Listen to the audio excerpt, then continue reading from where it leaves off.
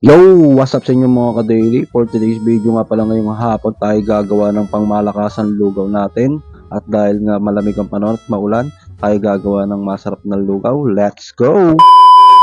Bali, ito na nga ang unang step na gagawin natin mga ka-daily. Tayo maghihiwa ng bawang tsaka luya. Yan, ating hihiwain lang to sa mga maliliit na particles. Yun. Tapos pagkatapos kong mahiwa tong luya, susunod naman natin tong bawang. Pipiratin lang natin yan para mabilis matanggal ang balat. Tapos sinalang ko na nga rin pala tong kaldero ni mama. Yan. Papainitin. Tapos lalagyan ko na nga pala to ng juice oil lang motor. Joke lang. Bali isasalang ko na nga rin pala tong luya mga ka-daily. Ating imemekos-mekos lang yan sa loob ng kaldero. Bali, tapos ito hugasan na nga rin pala natin itong pangmalakasang bigas. Tapos itong ating chicken na ilalagay. Bali, tinesting ko na nga rin pala itong case ng aking camera para matry ko kung talagang hindi mababasa. Yan, talagang quality, hindi nababasa at hindi napapasukan ng tubig. Yup, no? Tapos sinunod ko na nga rin pala itong bawang na isasalang din natin dito sa may kaldero. Halu-haluin lang natin. Tapos ito, ang lakas ng bingas ng ating apoy.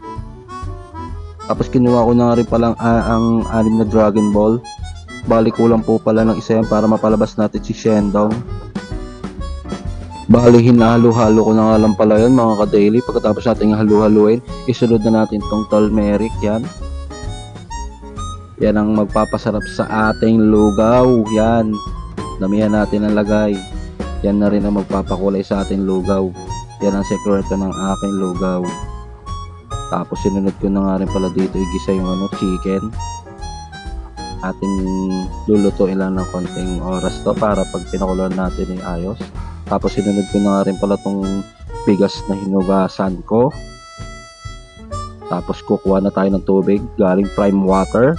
You know, another tubig ulit galing prime water. Ganyan lang. Hanggang sa makuha nyo rin tamang tansya ng tubig nya. Tapos ating ilalagay na tong itlog na rin para sabay-sabay na yan. Hinugasan ko muna pala yan. Tapos pagkalagay nyo ng itlog, syempre dahan-dahan lang para hindi kayo matalabsagan ng tubig. Tapos ating tatakpan na to. Aantay na lang nating kumulo yan mga ka-daily. Bali, iiwan ko muna saglit to. Tapos ako yung magsusundo muna saglit sa aking pamangkin. Tapos aking ihahatid sa kanyang school. Napakalakas ng ulan mga ka-daily. Grabe. Talagang no choice tayo. Kailangan natin siyang ihatid sa school. Bali pagkarating ko nga pala dito sa kanila, naka-aantay na rin pala siya sa akin. Kaya nakaalis na rin kami agad pagdating ko. Bali pagkahatid ko na nga rin pala sa kanya mga ka-daily, umuwi na rin pala ako nito. Yan, naihatid ko na pala siya niyan. Bali pauwi na ako sa mga oras na ito. At ito, kinuha ko na nga rin pala kay Mami Jo itong chili oil na hiningi natin para ating ilalagay sa ating lugaw. Let's go! Bali pagdating ko nga pala dito, nabuta ko si na Papa na hinahalo nila tong lugaw yan. Talagang gigil na gigil. At sa sobrang gigil nga ni Papa maghalo ng lugaw, nakita ko itong pirat na itlog. Akala ka siguro ni Papa semento yung hinahalo niya. Grabe maghalo. Talagang gigil na gigil. Kaya ganyan, napirat ang ating itlog. Yan, pali hinango ko na nga rin pala itong mga itlog na to dahil luto na to. Sa isa ko na tong hinango mga ka-daily. Tapos tinikpan ko na nga rin pala to kung okay yan. Bali, ang suggest ng tumiking ay okay daw. Yung guys, hingi tayo ng kalamansi sa kapitbahay.